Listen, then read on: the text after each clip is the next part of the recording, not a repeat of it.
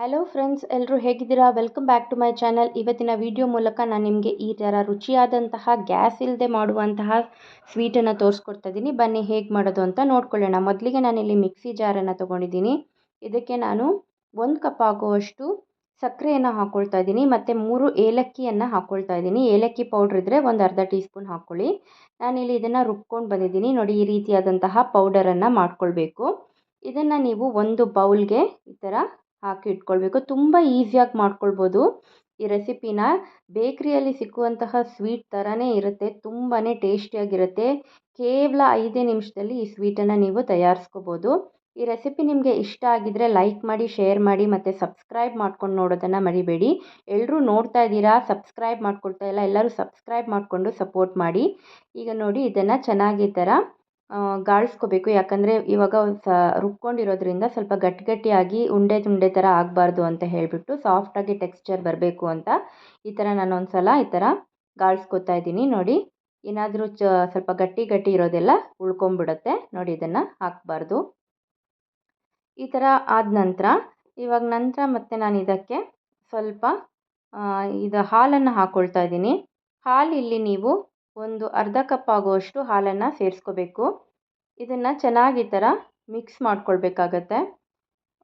Full ಗಂಟು ಬೀಳದೇ ಇರೋ ಥರ ನೀವು ಒಂದು ಸಲ ಚೆನ್ನಾಗಿ ಸಕ್ಕರೆನ ಮತ್ತು ಏಲಕ್ಕಿ ಪೌಡ್ರ್ ಮಾಡ್ಕೊಂಡಿದ್ದೀವಲ್ವ, ಅದನ್ನು ಟೆಕ್ಸ್ಚರ್ನ ಫುಲ್ ಮಿಕ್ಸ್ ಮಾಡ್ಕೊಳ್ಬೇಕು. ಮತ್ತು ಇಲ್ಲಿ ನಾನು 2 ಟೀ ಸ್ಪೂನ್ ಆಗುವಷ್ಟು ಹಾಲಿನ ಪುಡಿಯನ್ನು ಸೇರಿಸ್ಕೊಳ್ತಾ ಇದ್ದೀನಿ.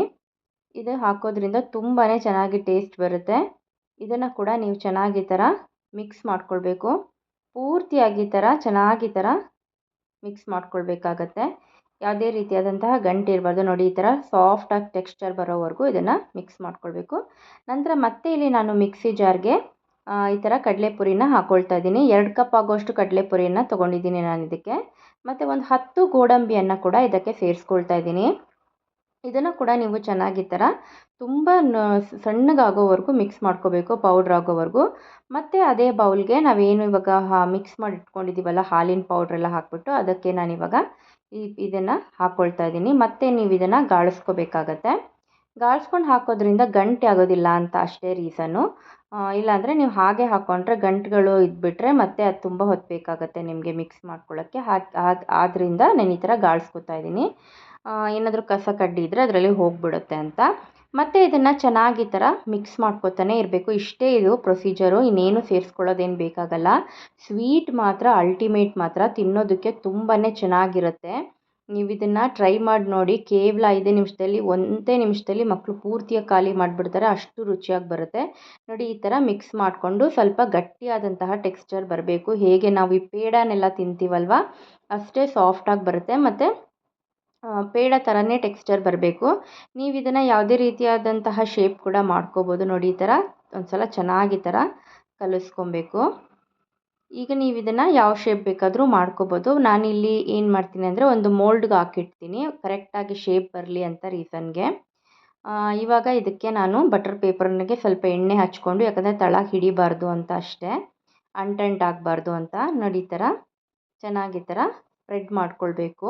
ಆವಾಗ ನಿಮಗೆ ಒಂದು ಕರೆಕ್ಟಾದಂತಹ ಟೆಕ್ಸ್ಚರ್ ಬರುತ್ತೆ. ನಾನಿಲ್ಲಿ ಸ್ಕ್ವೇರ್ ಶೇಪಿಗೆ ಮಾಡ್ಕೊಳ್ಳೋಣ ಅಂತ ಅಂದ್ಕೊತಾ ಇದ್ದೀನಿ.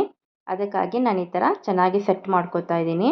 ಇದೊಂದು 2 ನಿಮಿಷ ನೀವು ಫ್ರೀಝರಲ್ಲಿ ಇಟ್ಟರೆ ಸಾಕು, ಪಟ್ ಅಂತ ಆಗಿಬಿಡುತ್ತೆ. ಫ್ರೀಝರಿಲ್ಲ ಅಂತ ರೂಮ್ ಟೆಂಪ್ರೇಚರಲ್ಲಿ ಕೂಡ ನೀವು ಇದು 2 ನಿಮಿಷದಲ್ಲಿ ರೆಡಿ ಆಗಿಬಿಡುತ್ತೆ.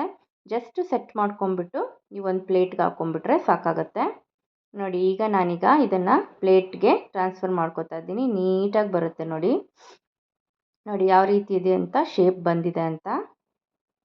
ಈ ಥರ ಬಟರ್ ಪೇಪರ್ ಕೂಡ ಆರಾಮಾಗಿ ಈ ಥರ ಬಂದುಬಿಡುತ್ತೆ. ನೋಡಿ, ಚೆನ್ನಾಗಿ ಬಂದಿದೆ ನೋಡಿ, ಇವಾಗ ಸೆಟ್ ಆಗಿದೆ. ಇವಾಗ ಇದಕ್ಕೆ ನಾವು ಯಾವ ರೀತಿ ಶೇಪ್ ಬೇಕಾದರೂ ಕೊಟ್ಕೋಬೋದು. ನಾನಿಲ್ಲಿ ಸೈಡ್ಸ್ ಎಲ್ಲ ಸ್ವಲ್ಪ ಕಟ್ ಮಾಡ್ಕೊತಾ ಇದ್ದೀನಿ. ಸ್ಕ್ವೇರ್ ಶೇಪ್ ಮಾಡೋಣ ಅಂತ ಅಂದ್ಕೊತಾ ಇದ್ದೀನಿ. ಅದಕ್ಕಾಗಿ ನೋಡಿ, ಈ ಥರ ಸ್ಕ್ವೇರಾಗಿ ಕಟ್ ಮಾಡ್ಕೊಳ್ಬೇಕಂದ್ರೆ ಈ ಥರ ನೀವು ಸಣ್ಣಗೆ ಕಟ್ ಮಾಡ್ಕೊಳ್ಳಿ. ತಳ ಕೂಡ ಹಿಡಿಯಲ್ಲ ಇದು.